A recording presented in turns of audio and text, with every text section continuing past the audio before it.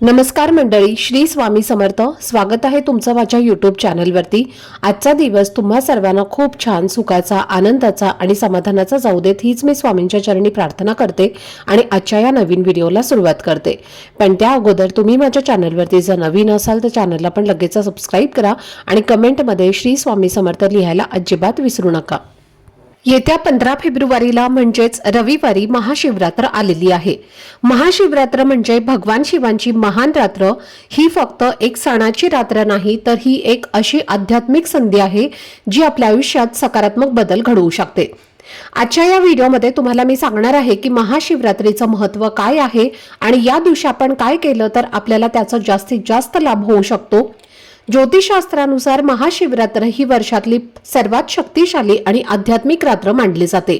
असं म्हणतात की या दिवशी पृथ्वीची स्थिती अशी असते की आपल्या शरीरात आणि मनात नैसर्गिक ऊर्जा वाढते. निसर्ग स्वतः आपल्याला आध्यात्मिक उंचीवरती नेण्याचा प्रयत्न करत असतो. त्यामुळे ही रात्र ध्यान, जप आणि साधनेसाठी अतिशय शुभ मानली जाते. पौराणिक कथानुसार याच दिवशी भगवान शिव आणि माता पार्वती यांचा विवाह झाला होता, म्हणून ही रात्र पवित्र मिलनाची, प्रेमाची आणि समर्पणाची सुद्धा आहे. या दिवशी जर आपण मनापासून शिवभक्ती केली आणि शिवलिंगाची पूजा केली, ओम नमः शिवाय या मंत्राचा जप केला तर भगवान शिवांचा आशीर्वाद हा आपल्यावर राहतो असं मानलं जातं. त्यामुळे मनाला शांती मिळते, नकारात्मक विचार दूर होतात आणि आयुष्यामध्ये सकारात्मकता वाढते. महाशिवरात्र ही अंधारावर प्रकाशाचा आणि अज्ञानावर ज्ञानाचा विजय मिळवून देणारी रात्र आहे असंही मानलं जातं. धार्मिक मान्यतेनुसार याच दिवशी भगवान शिव प्रथम लिंग रूपात प्रकट झाले, म्हणून या दिवशी शिवलिंगाची पूजा, अभिषेक आणि उपवास यांना विशेष महत्त्व आहे. श्रद्धेने उपवास केल्याने आणि रात्री जागरण करून शिवनामाचा जप केल्याने पुण्य मिळतं, पापांचा नाश होतो आणि मोक्षप्राप्तीचा मार्ग सुखकर होतो असं आपल्या पुराणामध्ये सांगितलं आहे. असंही मानलं जातं की या दिवशी पृथ्वीवर शिवतत्व हे अत्यंत सक्रिय असतं. त्यामुळे जर आपण शुद्ध मनाने आणि नियम पाळून पूजा केली तर आपल्या जीवनातील अडचणी हळूहळू कमी होऊ शकतात. पण याचबरोबर काही साधे नियम पाळणं सुद्धा तितकंच महत्त्वाचं आहे. श्रद्धा, स्वच्छता आणि सात्विकता या 3 गोष्टी विशेष लक्षात ठेवायला हव्यात. महाशिवरात्रीच्या दिवशी पूजा कधी करावी, उपवास कसा करावा आणि साधना कशी करावी याबद्दलची संपूर्ण सविस्तर माहिती आजच्या व्हिडिओमध्ये मी तुमच्यासोबत शेअर करणार आहे. त्यामुळे व्हिडिओ हा स्किप न करता शेवटपर्यंत नक्की पहा, जेणेकरून तुमच्यापर्यंत योग्य ती माहिती पोहोचेल.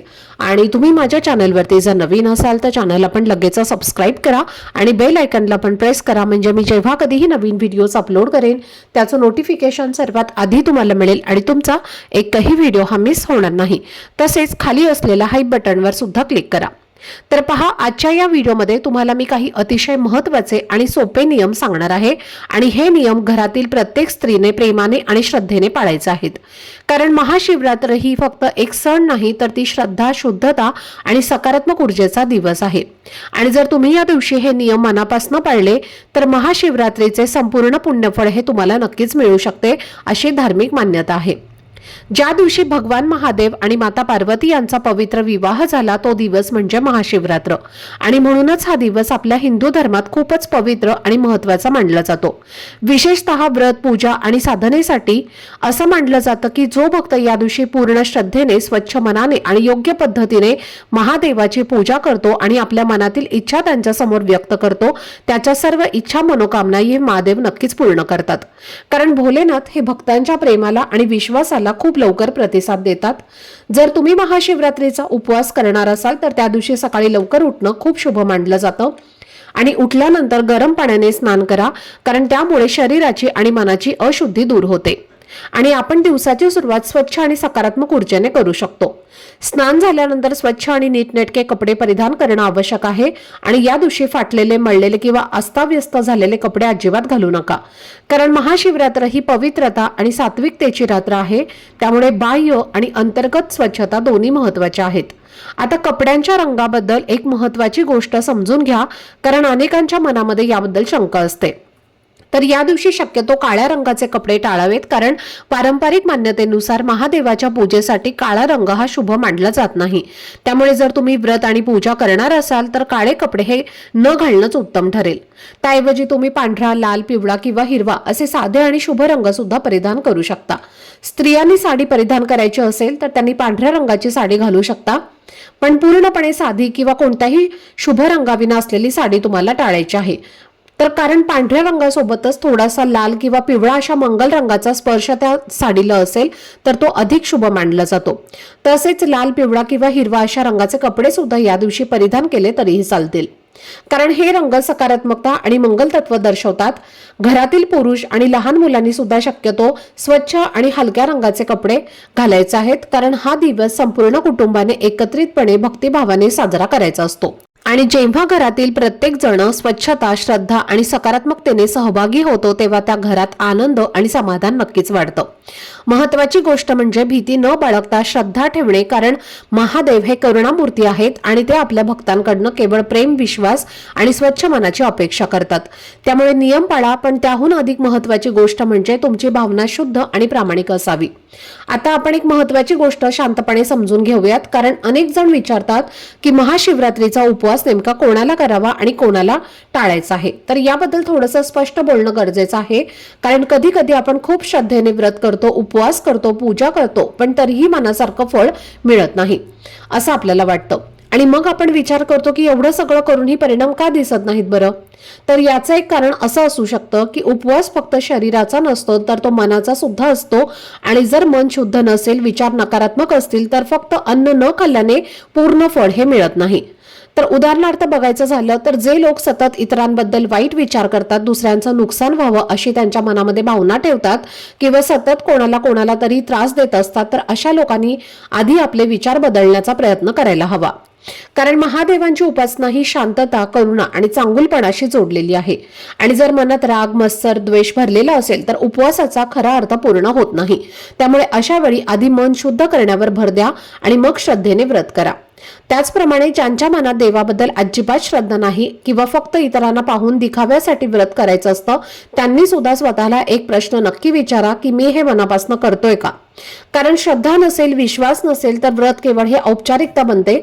महाशिवरात्र ही भीतीपोटी किंवा दबावाखाली करण्याची गोष्ट नाही, तर ती प्रेमाने आणि विश्वासाने आणि श्रद्धेने करण्याची साधना आहे. आता आरोग्याबद्दल सुद्धा खूप महत्वाची गोष्ट आहे आणि ही गोष्ट विशेष लक्षात घ्या, कारण देवाला आपल्याला त्रास व्हावा असं कधीच वाटत नाही. ज्या व्यक्ती खूप अशक्त आहेत, ज्यांचं वजन खूप कमी आहे, ज्यांना वारंवार भूक लागते, ज्यांचं पचन खूप फास्ट होतं, म्हणजेच ज्यांचं मेटाबॉलिझम फार फास्ट आहे किंवा जे सध्या आजारी आहेत, अशा स्त्री पुरुषांनी कडक उपवास करणं टाळावं. कारण महाशिवरात्रीचा उपवास अनेकदा दीर्घकाळ चालतो आणि त्यामुळे अशक्तपणा येऊ शकतो. तर अशा वेळी उपवास न करता फक्त साधी सात्विक पूजा करा, मंत्र जप करा, ध्यान करा आणि महादेवांची मनापासून प्रार्थना करा, तरी सुद्धा तुम्हाला पुण्यफळ हे मिळू शकतं.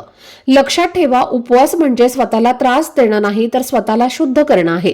जर तुमची तब्येत साथ देत नसेल तर अन्न न खाता राहण्यापेक्षा मनाने भक्ती करणं जास्त महत्वाचं आहे. देव आपल्या भावना पाहतो, आपल्या मनातील प्रेम पाहतो आणि म्हणूनच महाशिवरात्रीच्या दिवशी कोणताही निर्णय घेताना भीतीने नाही, तर तो समजूतदारपणाने आणि आपल्या आरोग्याचा विचार करून घ्या. श्रद्धा ठेवा, सकारात्मक विचार ठेवा आणि शक्य तितक्या प्रेमाने आणि शांततेने भगवान शिवांची उपासना करा. तसेच ज्या स्त्रिया गर्भवती आहेत, ज्या स्त्रियांच्या पोटामध्ये बाळ आहे, तर अशा अवस्थेत शरीराला पोषणाची खूप जास्त प्रमाणामध्ये गरज असते आणि अशा वेळी जर तुम्ही उपवास केला तर तुमच्या आरोग्यावरती याचा वाईट विपरीत परिणाम जो आहे तर तो सुद्धा होऊ शकतो. आणि त्यामुळे शक्यतो गर्भवती महिलांनी सुद्धा महाशिवरात्रीचा उपवास जो आहे तर तो करू नका. तुम्ही फक्त या दिवशी नामस्मरण केलं तरी सुद्धा त्याचं शुभ फळ जे आहे तर ते तुम्हाला प्राप्त होईल. त्यासोबतच ज्या महिला स्तनपान करत आहेत, ज्यांना लहान मुलं आहेत, लहान बाळ आहे, तर अशा महिलांनी सुद्धा महाशिवरात्रीचा उपवास करू नका, कारण त्यांना सुद्धा जास्त कॅलरीज, प्रथिने आणि द्रव्य पदार्थ जे आहेत तर त्याची आवश्यकता असते. आणि जर तुम्ही या दिवशी उपवास केला तर दूध कमी होऊ शकतं आणि ज्यामुळे स्तनपान करणाऱ्या महिलांनी सुद्धा महाशिवरात्रीचा उपवास जो आहे तर तो आवर्जून टाळायचा आहे. आता ज्या स्त्रियांना मासिक धर्म आहे तर त्यांनी सुद्धा या दिवशी उपवास करावा का? तर पहा, या दिवशी तुम्ही मासिक धर्म असला तरी सुद्धा उपवास करू शकता. तुम्ही फक्त उपवास करायचा आहे. उपवासाचे पदार्थ खाऊन तुम्ही हा उपवास करू शकता, पण तुम्हाला या दिवशी पूजा करता येणार नाही.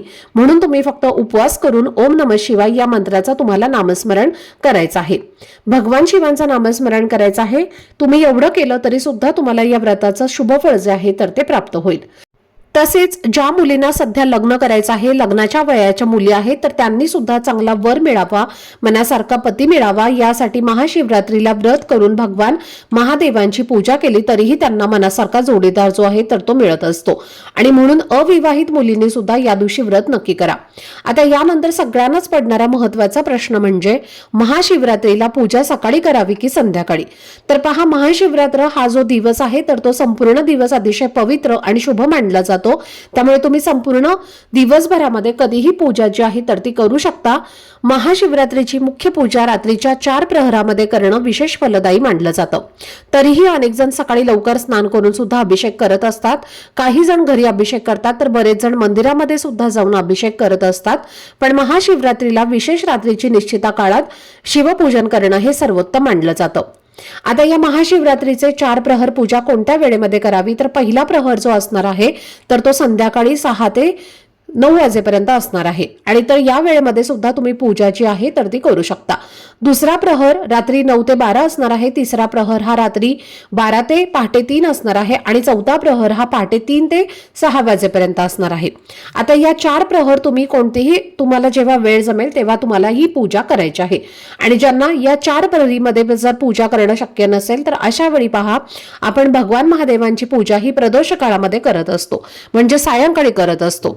प्रदोष काळ म्हणजे सूर्यास्त होण्याच्या 1 तास आधी आणि सूर्यास्तानंतर 1 तास हा जो काळ असतो तर हा प्रदोष काळ असतो. तर तुम्ही या काळामध्ये महादेवांची पूजा केली तरी सुद्धा चालेल. आणि जर या काळामध्ये तुम्हाला करणं नाही शक्य झालं तर अगदी तुम्ही सकाळपासून ते संपूर्ण दिवसभर रात्रभर तुम्ही कधीही महादेवांची पूजा जी आहे तर ती करू शकता. आता जरी तुमच्या देवघरामध्ये शिवलिंग असेल तर तुम्हाला बघा, देवघरातल्या शिवलिंगावरती अभिषेक करायचा आहे. अभिषेक तुम्ही करू शकता, उसाच्या रसाने तुम्ही अभिषेक करू शकता, पंचामृताने अभिषेक करू शकता. तेही शक्य नसेल तर तुम्ही स्वच्छ पाण्याने अभिषेक केला तरी सुद्धा चालेल. पण देवघरामध्ये शिवलिंग असेल तर त्याच्यावर तुम्हाला अभिषेक जो आहे तर तो करायचाच आहे. अभिषेक करत असताना तुम्हाला मनामध्ये ओम नमः शिवाय, ओम नमः शिवाय या मंत्राचा जप सुद्धा करायचा आहे. आता जरी तुमच्या देवघरामध्ये शिवलिंग असेल तरीही तुम्हाला या दिवशी महादेवांच्या मंदिरामध्ये जाऊन दर्शन हे करायचं आहे. कारण मंदिरामध्ये जे काही शिवतत्व आहे किंवा ज्या काही सकारात्मक लहरी आहेत तर त्या खूप जास्त प्रमाणामध्ये सक्रिय असतात. आणि आपल्या आयुष्यामध्ये अडचणी काही कमी नसतात, तर त्या अडचणी कुठेतरी कमी होण्यासाठी तुम्हाला मंदिरामध्ये जायचं आहे आणि दर्शन घ्यायचं आहे. आणि तिथे सुद्धा तुम्हाला शक्य असेल तर पूजा नक्की करायची आहे. पूजा करणं शक्य नसेल तर तुम्ही 1 बेलपत्र तरी शिवलिंगावरती अर्पण जे आहे तर ते करायचं आहे. आता या दिवशी अनेक जण पहा, वेगवेगळ्या काही वस्तू किंवा पदार्थ जे आहेत तर ते शिवलिंगावरती अर्पण करत असतात. पण तुम्हाला या महाशिवरात्रीच्या दिवशी पूजा करताना शिवलिंगावर किंवा महादेवाला लाल रंगाचा फूल अजिबात व्हायचा नाही. त्याचबरोबर केवडा सुद्धा तुम्हाला पूजा करताना व्हायचा नाही आणि तुळस सुद्धा तुम्हाला पूर्णपणे वर्ज्य करायची आहे. त्यासोबतच तुटलेले तांदूळ किंवा नारळाचं पाणी शिवलिंगावरती अर्पण करू नये. तसेच शिवलिंगावरती हळद कुंकू सुद्धा वाहू नका. बरेच जण महादेवांच्या मंदिरामध्ये हळदी कुंकू सुद्धा घेऊन जातात आणि हळदी कुंकू सुद्धा वाहत असतात, पण ही चूक तुम्ही अजिबात करू नका. महादेवाला हळदी कुंकू जे आहे तर ते वाहिलं जात नाही. त्यांना भस्म हा खूप जास्त प्रिय आहे आणि म्हणून तुम्ही भस्म लावू शकता, पण हळदी कुंकू अजिबात अर्पण करू नका.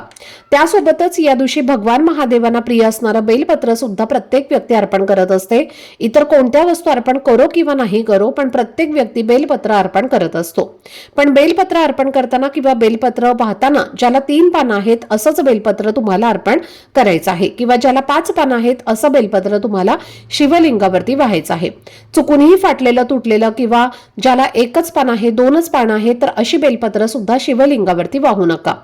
आता या दिवशी आपल्याला पूजा करण्यासाठी बेलपत्र जे आहे तर ते लागत असतं, पण महाशिवरात्रीच्या दिवशी चुकूनही बेलाची पानं जी आहेत तर ती तोडू नयेत असं आपल्या पुराणामध्ये सांगितलेलं आहे.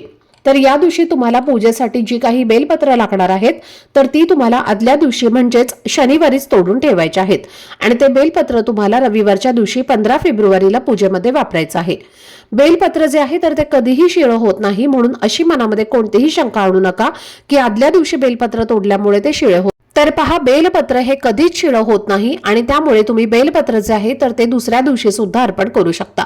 तर हे काही महत्त्वाचे नियम जे आहेत तर ते तुम्हाला महाशिवरात्रीला आवर्जून पाळायचे आहेत आणि ही अत्यंत महत्त्वाची माहिती मला तुमच्यासोबत शेअर करायची होती. आजचा हा व्हिडिओ जर तुम्हाला आवडला असेल, माहितीपूर्ण वाटलं असेल तर व्हिडिओला लाईक, शेअर आणि चॅनलला सबस्क्राईब नक्की करा. भेटूयात पुढच्या व्हिडिओमध्ये. तोपर्यंत सर्वांना श्री स्वामी समर्थ.